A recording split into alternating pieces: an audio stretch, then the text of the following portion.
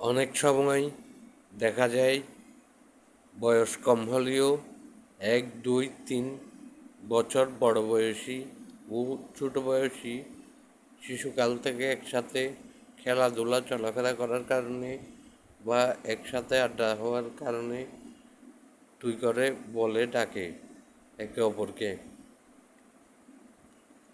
কিন্তু যেই যেই 1, 2, 3 বছর বড় বয়সী আপনি তুই করে বলেন আপন চলাফেরা, সেও তার চেয়ে 3 বছর বড়দের তুই করে কথা বলে চলাফেরা করে। তার মানে তার ওইসব বন্ধু তোমার 4, 5, 6 বছর বড় বয়সী, তাই সে তো বলবেই তুই করে স্বাভাবিক। কিন্তু তুমি ছোটজন, ওই 4, 5, 6 বছর বড় বয়সীদের তুই করে বলিও না। আর সংকোচ লাগে বড় বয়সী কেউকে তুই করে বলতে। ছোট হলে অপমান লাগে ছোট কেউ তুই বললে বড় জনের।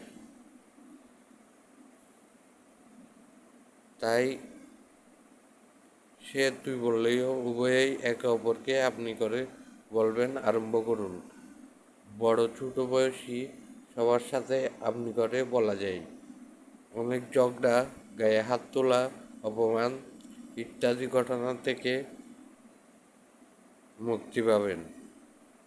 স্কুল লাইফে 1 বছর বড় তাই আপনি বলতেন, কিন্তু স্কুল লাইফের বাইরে লেনদেন, পার্টনার বা আড্ডা দিতে দিতে ঘনিষ্ঠ হয়ে তুই করে বলাবলি আরম্ভ হলে সেটা সমস্যা নেই।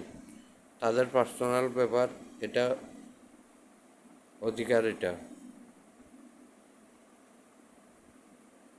ঘনিষ্ঠ না হতে 1 বছর বড় বয়সী জনকেও তুই করে বলিও না। আবার মামাতো, খালাতো, ফুফাতো, চাচাতো ভাই ইত্যাদিদের বয়স 3 বছর বড় হলেও তুই করে না বললে উল্টা পর করেছিস বলে রাগ করে, এমনও আছে। আমি কিন্তু বর্তমানে তেমন যোগাযোগ হয় না। অনেক বন্ধু ও 1 বছর বড় বয়সীদেরও আপনি করে বলে ডাকি, আগে তুই বলতাম ইত্যাদি। যেভাবে যা সকল দেশে ভিতরে মুসলিম রাতে লুকিয়ে নামাজ পড়ে বা অল্প জিকির করে উপযুক্ত পরিবার, সমাজ, পরিবেশ, আইনাই প্রকাশ্যে ধর্ম বিষয় জানানোর। কিন্তু মায়ের ব্যাপার বাবা জানে না, ছেলের ব্যাপারও জানে না ইত্যাদি। ইসলাম বিরোধী দল বলার আগে এই তথ্য অনুযায়ী করা ভালো হবে। ও তারা সৎ, তাই তো অনেক সময় অন্য দেশ জিতে।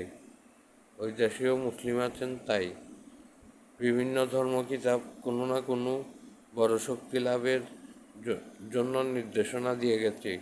যেমন ইসমে আজম, অন্তর্চক্ষুলা শক্তি, সজাগ দল, তৃতীয় নয়ন শক্তি ইত্যাদি। ওই শক্তি লাভের উপায় বলার আগে মনে স্থির করুন, আমার আমরা অস্তিত্বযুক্ত সীমাবদ্ধ দল। আগে মনে স্থির করুন যে পুরোপুরি পাচ্ছেন আমাদের মানের জেনে ফেলেছেন মতোই সোজাটা চলবেন। মনে স্থির করুন এবার পিঠে আছে মতোই 1%ও অসৎ হবে না। মনে স্থির করুন সকল ধরনের শক্তি লাভ হয়ে যাবে আপনার মধ্যে তাতেই। ধন্যবাদ। আসসালামু আলাইকুম। ওয়ালাইকুম সালাম।